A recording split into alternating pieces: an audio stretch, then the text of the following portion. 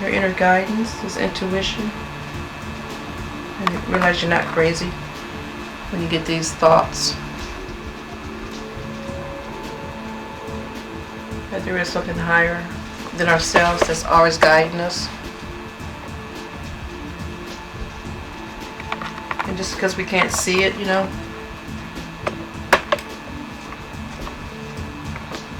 or even feel it sometimes, but it's there. It exists.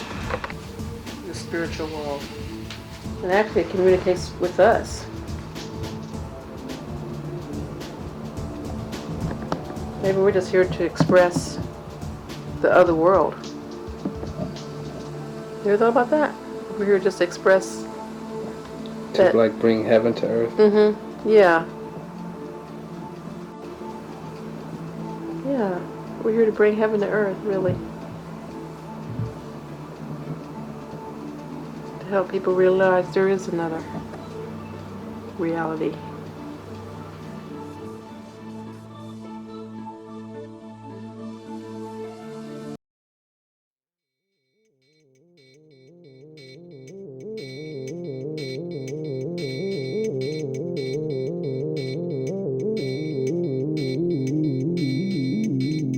You really want to know how it all started? Really? From the very beginning? Oh my God. Okay. I just feel sometimes like I'm in some kind of hellish illusion, like a nightmare. And am I going to wake up? And I don't know.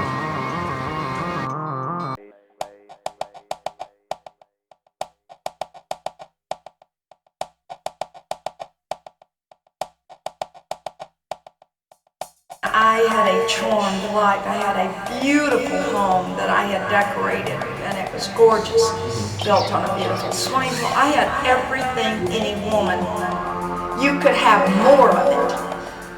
A bigger diamond, a longer mink coat, more trips here and there, and more beautiful clothes, but I had more than my share. But I thought, I gotta change this life. And I just kind of flipped out. I mean, I told my husband, I really have to follow this calling that I feel is the answer for me, for my life. Trying to be glamorous all the time and stuff, it's just not real. It's just not real. I don't know why. I just had a big tug in myself. Not that I'm this spiritual, wonderful. I mean, I loved all those martinis and all that, God. So, one friend says, well, you gotta have benefits, you gotta have health insurance. So you need to get a job so you can get health insurance. So I decided, well, maybe he's right. Okay, so I'll take this job. I decided, well, okay, I'll take this job. So on my way out there, at the time I was a temp, and I decided to go out and apply full-time. So on my way out there, I have a blowout with my front tire. First thing I got a blowout with my car. So I'm waiting for someone to come by to help me go get it fixed. And of course, I'm waiting for somebody, some guy who's going to come by and help me. But it was this lady that come by and picks me up. And she says, "Where are you going?" I says, "Oh, I'm going to this building, this company to apply for a job." And the first thing she said, "Oh, you don't want to work there."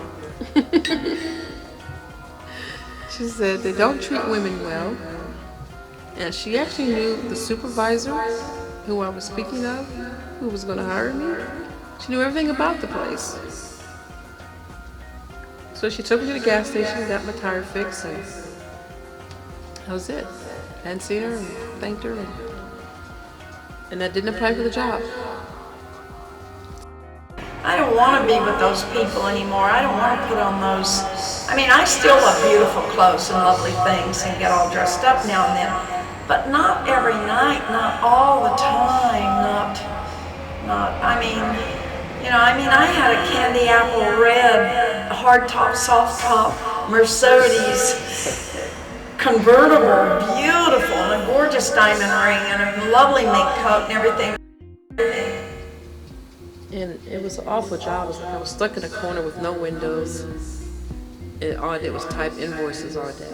And then you go on the break and everybody's smoking, and chain smoking. And the energy was just so dead. Yeah, oppressive. Like everybody smoked. You couldn't even go in the break where everybody was smoking.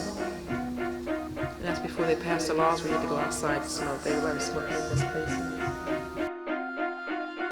I'm like, I think they said 300,000 people lost jobs like last month or something like that. You know, I don't know if I would want to be up in that mix where, you know, I walk in one day. I've done that. And I don't knock anyone who, you know, gets up, put on a suit, and, you know, they do their thing. I don't knock that. I've been here.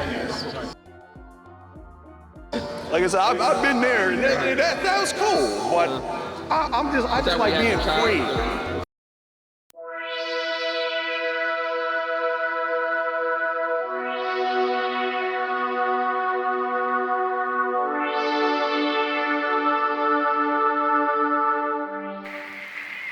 Well, actually, when I was working in the corporate world, I was secretary for 8 years, and I think the last couple of years, I started really exploring my spirituality. I started reading a lot of books, and at work I would get bored. I started typing all kinds of things about spirituality. Anyway, so when I got laid off, that was the beginning.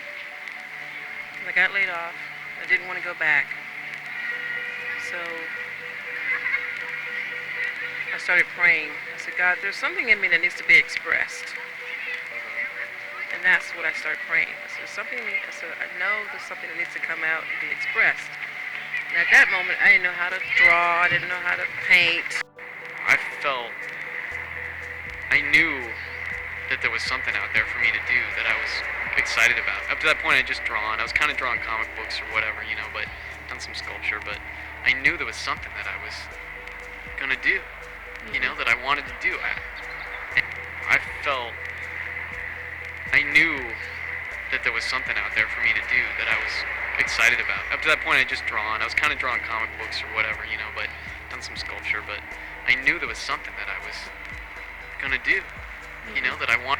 I knew that there was something out there for me to do that I was excited about. Up to that point, I just drawn. I was kind of drawing comic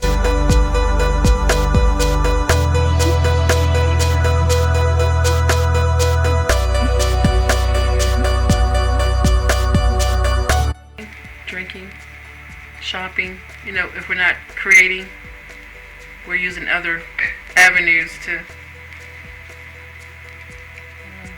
get fulfilled. Right. There's been times where I can get into my creativity and this time is just gone and I've forgotten that I hadn't eaten or, you know, it's like, that's right, I gotta eat, I gotta stop, and I don't even think about it. And yet I'm not tired. It's like it keeps energizing me.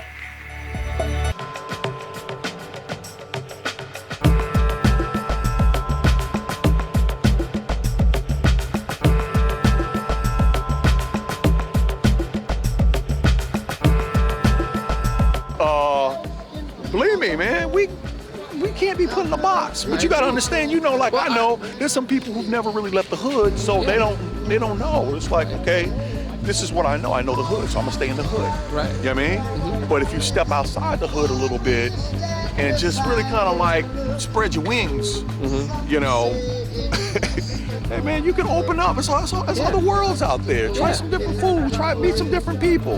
Listen to some different music. You know what I mean? Find out who you are. That's the only way you're really gonna make it in this world. That's the only way you're gonna be free.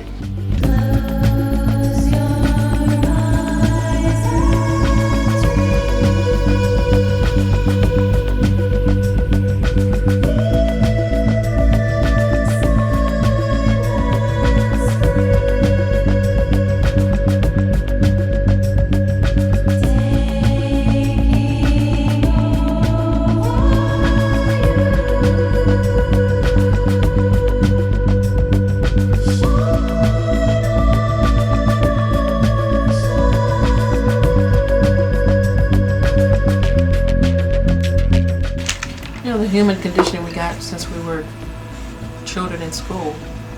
You need to go to school and get a real job, like get an education so you can do this and be that, and have real security by getting a real good job. And most of us go through that thinking, yeah, okay, I'm going to go to school and get this education so I can have security. And then you get it and you realize, oh man, I hate it. I'm not happy, I'm unfulfilled, yet, you know, it's a job.